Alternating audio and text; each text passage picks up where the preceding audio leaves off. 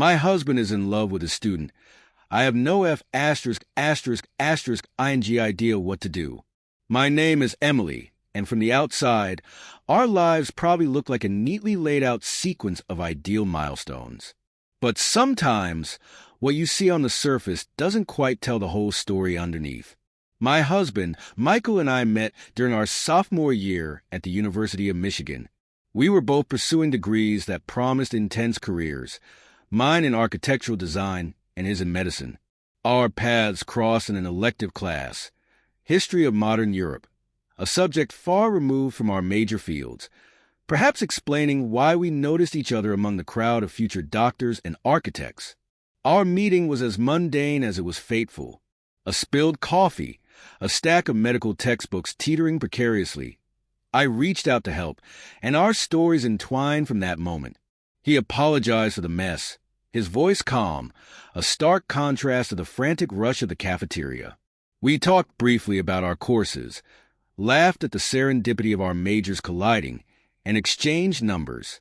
That brief encounter grew into long nights spent discussing everything from Renaissance literature to the intricacies of human anatomy. In him, I found a listening ear and a thoughtful heart. In me, he found a burst of creativity and warmth. From the start, Michael was the kind of man who drew people in effortlessly. His charisma wasn't the flashy kind that fades after a few encounters. It was a gentle, enduring magnetism coupled with a brilliant mind that fascinated me endlessly. I remember how, during our study sessions, he relayed historical events to human behaviors with such passion that even the driest facts seemed to breathe and live. We fell in love among books and coffee spills, our conversations stretching late into the night, often closing the library down. By the time we graduated, there was no question that we would marry. We were married 2 years after my graduation in a small, intimate ceremony surrounded by family and friends. It was simple, beautiful, just like we wanted. Our lives together felt like a constant adventure, from our small apartment filled with mismatched furniture to our discussions about future dreams and aspirations. Fast forward 8 years, we were celebrating our daughter, Sophie's birthday. Born in the early uncertain days of 2020, she was a light in a time of global upheaval. Michael had by then become a respected professor at a medical school, adored by his students for the same reasons he had once captivated me. His career had flourished in the ways we had imagined, and he carried his responsibilities with an admirable balance of seriousness and empathy. Michael's career as a professor at the local med school was a source of pride for us both. He loved teaching, loved the spark in his students' eyes when complex concepts finally made sense. I watched him over the years, growing into a role that seemed tailor-made for him, mentor, educator, and occasionally friend to his students. He was a doctor himself, a fact that filled our conversations with fascinating, if sometimes gruesome, stories from the hospital. His dedication was as clear as the exhaustion that would sometimes shadow his features after a long day. For my part, I had put a pause on my own career to focus on raising Sophie, a decision that felt right despite the shadow it cast on my professional ambitions. It was a life that I never really questioned. The normalcy of it was comforting in its own way. My days revolved around playdates and parent-teacher meetings, interspersed with freelance design projects when time allowed. Michael and I, we were a team, or so I believed, navigating the challenges of parenthood and professional life with a kind of synchronized rhythm that most of our friends envied. Sarah, a fellow academic in Michael's department, had become one of my closest friends through these years. Our friendship was one of those fortunate relationships that extended beyond mere convenience and entered the realm of genuine affection and respect. Sarah had been there through every major milestone, my pregnancy, Sophie's birth, and every minor crisis in between. She was vibrant, outspoken, and fiercely intelligent. Our friendship had started on mutual professional respect and a shared love of old jazz music. She knew Michael as well as anyone could in the professional maze of academia. Their friendship, rooted in years of collaboration, seemed just another part of the normalcy of our lives. She was a constant in our lives, trusted implicitly by both Michael and me. Sarah had always been straightforward, which made her recent behavior all the more puzzling to me. In the weeks leading up to that unsettling lunch, I had begun to notice subtle changes in the way she spoke about Michael. It started with offhand comments that seemed to hover on the edge of caution, suggesting I keep a closer eye on him, not just as a husband but in his professional sphere. Each time such a suggestion surfaced, she would quickly steer the conversation towards less delicate topics, like department politics or upcoming college events. "Just watch how he is," Sarah would murmur as we watched Michael interacting with colleagues at a faculty gathering. Then, seeing my furrowed brow, she'd laugh and wave off her previous comment. "I mean, look at how he manages to charm everyone. You snagged quite the catch." It was disconcerting, this pattern of hinting at something amiss and then retreating into platitudes about Michael's charm and professional dedication. My trust in Michael was unwavering. He was not just my husband, but also the father of my child, a man who had always upheld the highest standards of integrity and affection in our marriage. How could I suspect him of untoward behavior? Michael was deeply involved in his role as a professor. He had always taken his responsibilities seriously, providing guidance and support to his students while maintaining professional boundaries. His love for us was evident, his commitment unwavering. So, when Sarah insinuated there was something I should be wary of, it felt like a betrayal of the trust one had in him. Each time Sarah made these cryptic comments, I observed Michael more closely, looking for any sign that might justify her insinuations. Yet nothing seemed out of place. His interactions with colleagues and students were as they had always been, respectful and professional. At home, he was the attentive husband and loving father, often talking about his students with pride, but never crossing the line into inappropriate fondness or familiarity. But Sarah's behavior grew increasingly odd. At times, she appeared distracted, her gaze lingering on Michael a little too long during social events, her comments more pointed, tinged with an urgency I couldn't understand. "Emily, you know people sometimes change, right?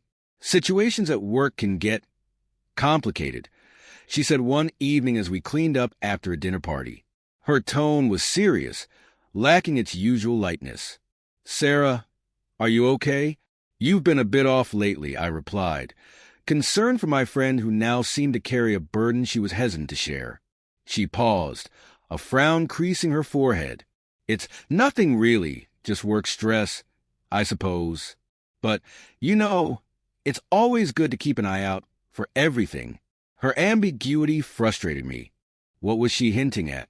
If there was a genuine concern, why wouldn't she just say it outright? Sarah's behavior continued to gnaw at me, a constant reminder that something wasn't quite right. Yet, every time I looked at Michael, every time we shared a laugh or a quiet evening together, Sarah's insinuations seemed ridiculous, almost offensive. How could I doubt the man who had been by my side through every significant moment of our lives together? As the weeks passed, I tried to dismiss the unease that Sarah's words had instilled in me. I focused on our family, on the upcoming holidays, on the simple joys of our daily routine. Michael was as present and engaged as ever, his demeanor at home not reflecting any of the concerns Sarah had subtly tried to plant in my mind. Then came the lunch in December, a turning point that forced me to confront the nagging doubts Sarah's strange behavior had sown. We met at a small cafe, a neutral space away from the Sarah seemed particularly tense that day, her usual vibrance self-shadowed by a seriousness that immediately put me on edge. We ordered our food, and for a few moments, we engaged in the usual pleasantries. But as the waiter walked away, Sarah's demeanor shifted. She looked around, ensuring no familiar faces were within earshot, and then turned to me with a solemnity that instantly chilled the air between us. "Emily, I've been beating around the bush for too long, and I'm sorry for that. I need to tell you something important about Michael." She began, her voice low and steady. "It's about him and a student." I felt a cold knot form in my stomach. The vague hints, the changed behavior, all led to this moment. Despite my deepest fears, I believed in my husband's fidelity, in the sanctity of our life together. Sarah's next words would challenge everything I thought I knew, forcing me to see beyond the facade of normalcy that I had clung to so desperately. What she disclosed next wasn't just a revelation. It was a shattering of the trust and reality I had built my life around. Then, out of the blue, she voiced a suspicion that had apparently been troubling her for some time. Something, she suggested, might be going on between Michael and a med student. Specifically, a bright young woman who was not just any student, but one who seemed to look at Michael not just as a mentor, but perhaps something more. The idea seemed ludicrous. Michael had always maintained a professional distance that bordered on aloofness, his interactions with students uniformly marked by respect and propriety. I laughed it off at first. It seemed so out of character for the man I knew, the man I had spent nearly a decade of my life with, who had always seemed as devoted to me and our daughter as he was on the day we said our vows. But as Sarah described what she called yearning looks, exchanged in moments caught in the corners of classrooms and hallways, my laughter began to sound hollow, even to my own ears. What was I missing? Was the routine that I cherished merely a veneer, hiding a fissure I was too afraid to acknowledge? Despite my initial dismissal, Sarah's words planted a seed of doubt, one that, unbeknownst to me, was about to sprout into a confrontation that would challenge everything I thought I knew about our seemingly perfect life. Finally, she set down her fork, took a deep breath, and said, "There's something I've been meaning to talk to you about, and I'm not really sure how to say it." Her voice was serious, and I felt a twinge of anxiety at the gravity of her tone. This was not our usual gossip or chatting about departmental politics. Something was off. "Is everything okay?" I asked, trying to mask my concern with a sip of my tea. "It's about Michael," she began, and my heart skipped a beat. "I've noticed something off at work." She paused, searching for the right words. "It's about how he's been with one of the med students." I felt a defensive wall immediately go up. Michael had always been professional, a model professor, and the suggestion that there might be something inappropriate was jarring. "Sarah, what are you talking about?" My voice came out a bit sharper than I intended. She flinched slightly, which only made my stomach tighten more. "I've seen them together, and it's just the way they look at each other. I've known Michael for years, right? He's never looked at anyone else like that." "Not even close," she continued, her eyes now meeting mine with a mixture of concern and apology. "Looks. Sarah, you're basing this on looks?" I couldn't hide my incredulity. The idea seemed absurd, plucked from thin air or perhaps some daytime drama. It was unlike Sarah to make such vague accusations. "Yes, I know it sounds crazy," she admitted, rubbing her temples. "I wouldn't have said anything if it wasn't so obvious. It's like watching a slow-burn romance movie. He looks at her the way he used to look at you." The word stung, more than I expected. A vivid image of James's tender gazes in our early days flashed through my mind, his eyes filled with unspoken words and promises. It was painful to think of those looks directed at someone else, let alone a student. "I'm sure you're overthinking it," I said, forcing a laugh that sounded hollow even to my own ears. "Michael is devoted to his work and to us. He wouldn't jeopardize that. It's probably just professional admiration or something. You know how passionate he is about mentoring." Sarah nodded, looking relieved that I wasn't upset but still unconvinced. "Maybe, but just watch them, okay? I hope I'm wrong. I really do." The rest of our lunch passed in a blur. I kept replaying Sarah's words in my mind, each repetition chipping away at my initial disbelief. By the time we parted ways, a seed of doubt had been firmly planted, despite my efforts to dismiss it. That evening, as Michael came home and wrapped me in a warm, familiar embrace, I tried to see any hint of what Sarah had mentioned. He was the same as he had always been with me, caring, loving, asking about my day with genuine interest. But now, a filter of suspicion tinted my perception, coloring his every action, every smile. Later, as we settled down after dinner, I brought it up casually. Sarah and I had lunch today, I mentioned, watching his face for any sign of change. Oh, he responded, looking up from a book. How is she? Good, good. She mentioned something funny, though. I forced a chuckle, trying to keep the mood light. She thinks you have a crush on one of your students. He laughed, to dismiss it as ridiculous. Despite Michael's denials and his sudden criticism of Sarah, something inside me refused to settle. His words, intended to cast doubt on Sarah's integrity and divert attention from himself, only fueled my determination to unearth the truth. How could he suddenly turn on Sarah, a friend who had been nothing but supportive to us both? His accusations seemed like desperate attempts to protect himself, and the discrepancy between his words and his actions left a bitter taste in my mouth. On the surface, I maintained a composed facade. I laughed at the right moments, nodded along to his explanations, and pretended to consider his perspective. But beneath that calm exterior, my mind was racing, piecing together every odd remark, every late night at the office, every unexplained absence that had seemed insignificant at the time, but now loomed large with suspicion. I knew I needed more than just my instincts and Michael's word against Sarah's. I needed concrete evidence, something undeniable. I began by checking our phone records, something I had never felt the need to do before in our marriage. It felt like a betrayal on my part, an invasion of the trust we had built over the years. But these were desperate times. The phone records showed nothing unusual at first glance. Calls to colleagues, his secretary, his brother, but then I noticed a number that recurred more frequently than others at odd hours, sometimes late into the night. It was a number I didn't recognize. My heart sank as I scribbled it down, a sense of betrayal washing over me anew. Next, I turned on our computer at home. Michael was meticulous about logging out of his accounts, but he'd become complacent, perhaps too confident in his ability to cover his tracks. I found his email open, a thread highlighted, and as I clicked on it, I braced myself for what I might find.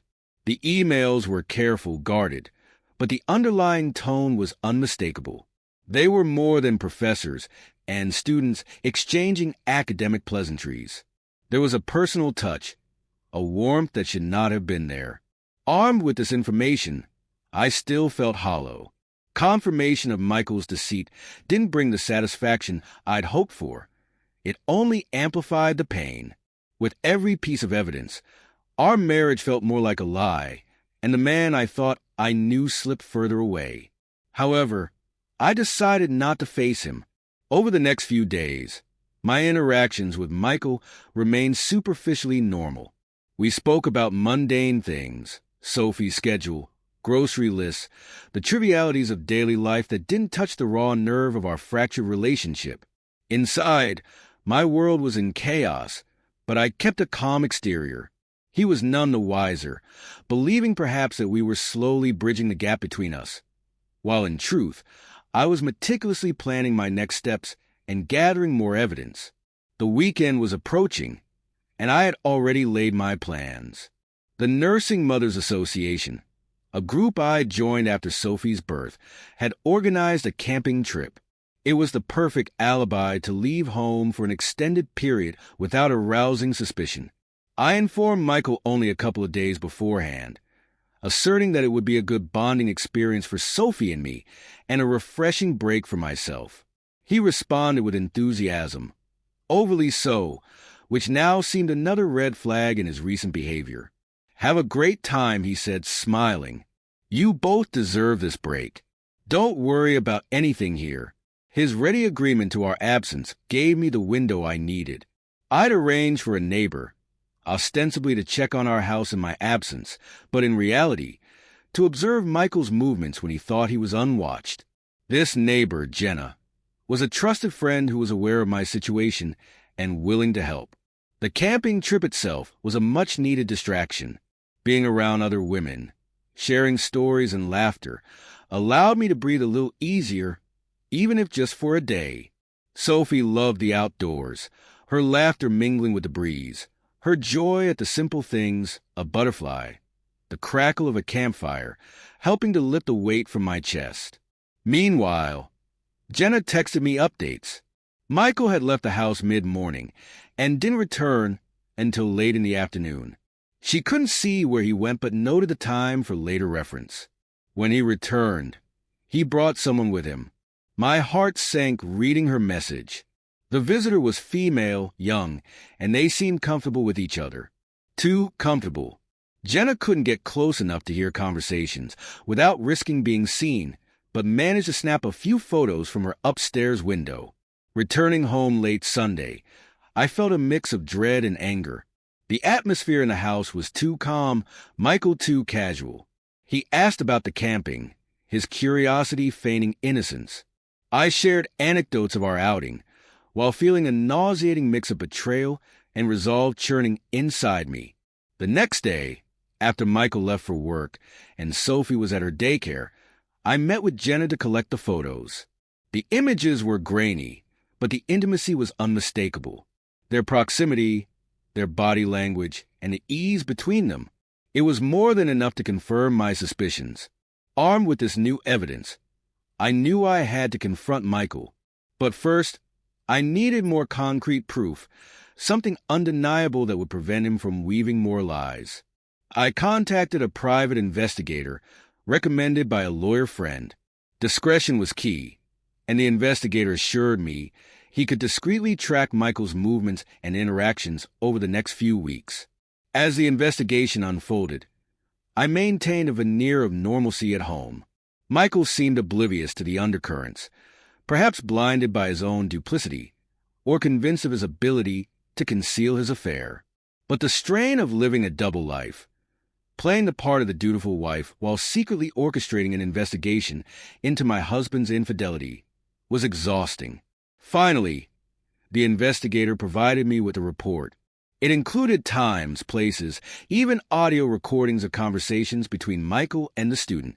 The evidence was damning, irrefutable. They spoke of their feelings for each other, their plans to keep their relationship secret until the timing was right, whatever that meant. With the proof in hand, I felt a cold resolve settle over me. This was not just a fleeting mistake on Michael's part, but a deliberate, ongoing betrayal. I decided it was time to confront him, not just as his wife, but as someone who deserved the truth. The confrontation was planned for an evening when Sophie was staying over at a friend's house. I didn't want her to witness the potential fallout. When Michael came home, I was sitting in the living room, the pile of evidence laid out on the coffee table in front of me. He sensed something was off the moment he walked in. His smile faltered as he saw the papers and photos spread out, his eyes widening as he took in their implications. "Emily, what is this?" His voice was shaky, the usual confidence gone. "It's over, Michael," I said quietly, my voice steady despite the turmoil inside me. "I know everything. There's no point in denying it any longer." He sank into a chair, burying his face in his hands. The next few hours were a blur of accusations, tears, and confessions. Michael pleaded for forgiveness, promising to end the affair and do whatever it took to repair our marriage. But something inside me had broken beyond repair. The trust was shattered, and no amount of remorse could rebuild it. I asked him to leave, to give me space to think about the future. He left defeated, carrying a small suitcase with his belongings. The house felt empty, the silence a stark contrast to the chaos of emotions that had filled it just hours before. In the days that followed, I consulted with my lawyer to discuss the next steps. Divorce seemed the inevitable conclusion, not out of spite, but necessity. I needed to rebuild, to create a stable, honest life for Sophie and myself. As I navigated the complexities of separation and legal proceedings, I also reached out to a therapist to begin working through the emotional fallout of the betrayal. It was a long road ahead, but for the first time in months, I felt a sense of agency over my own life. Looking back, I couldn't help but feel a profound sense of loss. For the marriage I thought I had, for the partner I believed Michael to be. But there was also a growing sense of resilience, a knowledge that I could face whatever came next. For Sophie, for myself, I would build a new life, one rooted in honesty and strength. The journey was just beginning, but I was ready to face it head on.